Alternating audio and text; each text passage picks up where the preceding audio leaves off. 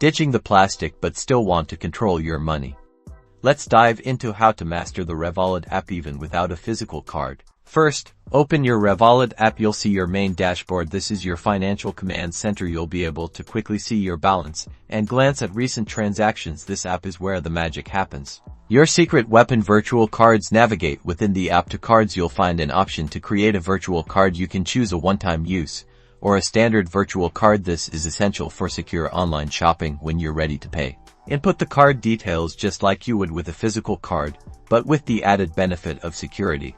Next, let's talk about funding your account. Select the Add Money option within the dashboard. You can usually select your preferred payment method, such as a linked bank account or a debit card. Follow the steps to add the funds, and your balance will update instantly.